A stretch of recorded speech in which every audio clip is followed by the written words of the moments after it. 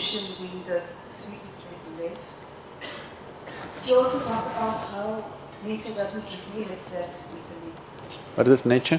Does not reveal itself easily. It takes heartbreaking sadhana to realize the truth. So my question is devotion enough?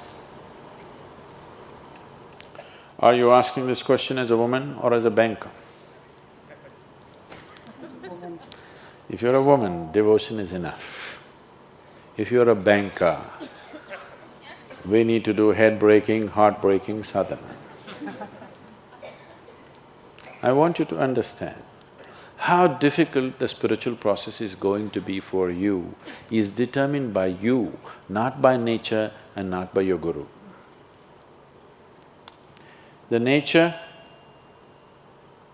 or the existence or the creator and your guru are seeing how to make it as easy as possible, as simple as possible, as quick as possible. Because if you take time, it's not a question of your life going waste, it's a question of my life going waste. If you don't make it, it's not a question of you failing, it's a question of me failing. You see, I don't like to lose. You can see that. I don't like to be on the losing side, you can see that. You must see how I drive on the street, I don't like to be on the losing side. If you're here as a woman, it's very simple. But you're so many other things.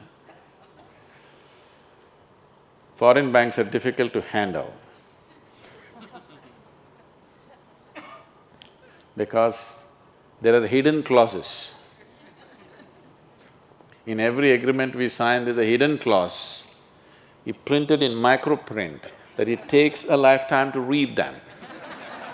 So most people sign them without reading them.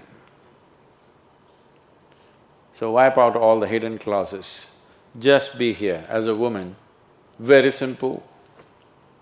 If you're here just as a man or just as a woman, that's it takes. It doesn't take all this talking and nonsense and rubbish. If I just do this, you should just be there. So, devotion is another dimension of intelligence, which unfortunately today's world has lost out on. Now that little boy who's playing violin, he's just 16 years of age. He's not very far between the genius… he's not very far behind the genius of his father. He's pretty right there. It's going to take very little time for the boy to catch up. That has come not because of training, that's come because of simple devotion. You see how he sits? See how he sits next to his father with great amount of love and devotion. He look at his eyes, he looks at his father with that kind of love and devotion. In that, learning happens in a completely different way.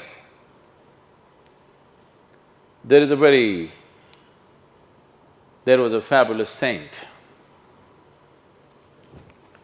In Andhra Pradesh, there is no home in Andhra Pradesh who will not have at least a little book about this saint. His name was Vemanna, his name was something else, they called him Vemanna. So his name is Vemanna. So he was with his guru, and this boy is little dim, he's a dim companion. He's such a simpleton, can't get anything straight. I have a lot of them like that. And they're doing great. They can pull off anything. It is the intelligence one, it's people who think they're intellectually smart who are getting all tangled up in Isha. Simpletons are doing great. Somebody else may think he's nothing, but just see the result he's creating, it's fantastic. So, this is a simple time. Everybody, he's butt of everybody's jokes. One day, but the Guru takes kindly to this boy because he's not smart like others. So one day Guru has an important function or an event to go to, so he goes to the river for bath and his clothes folded. He tells the boy, you hold the clothes in your hand, stand here, don't keep it down because the ground is wet and it'll get soiled. Don't keep it down. Just hold it, that's all. So the Guru went in to take his ritual dip and wash himself, and when he came out, the boy had kept it down. The clothes were soiled. And he kept it down because when the Guru looked like this, he thought he needs something and he kept it down and ran to the Guru. He's simple, one thing at a time. He cannot handle two things at a time. Because these are two things, clothes and Guru. Two is complicated. And the Guru looked at this. Now he has to go somewhere, his clothes are soiled, and he told him repeatedly, don't keep it down, don't keep it down, and he keeps it down. So he gave him a little chalk and he told him, you fool, there's nothing else you can do. Sit here and write just Rama, Rama, Rama on this rock, nothing else. You can't do anything better, just do this. Hope grace will descend on you. Just sit here and write Rama, Rama, Rama, just over and over again on the same place. The boy felt so ashamed, so pained because he let down his Guru. He told him so many times, but somehow he cannot get it.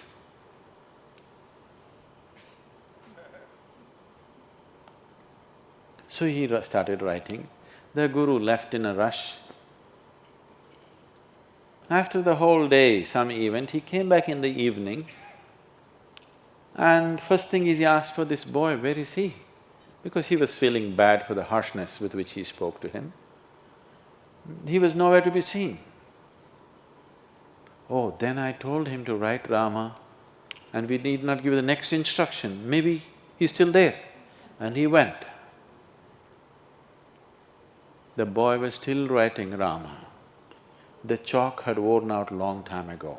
His forefinger and thumb had worn out right up till here, and he was still writing Rama, Rama, Rama, Rama. The Guru just took him and embraced him.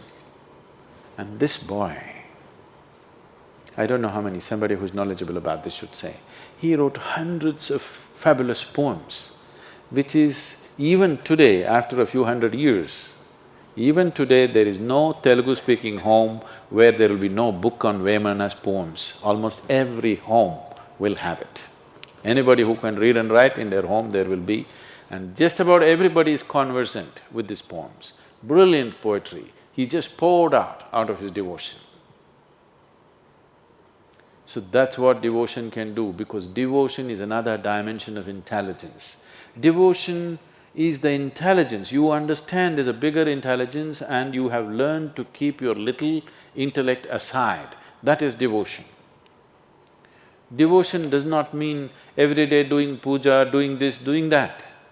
Devotion simply means your involvement with life is so absolute that even you don't matter anymore. Your involvement with what you have taken up is so absolute that who you are does not matter, then you're a devotee. Devotion means you're devoid of yourself, that's devotion.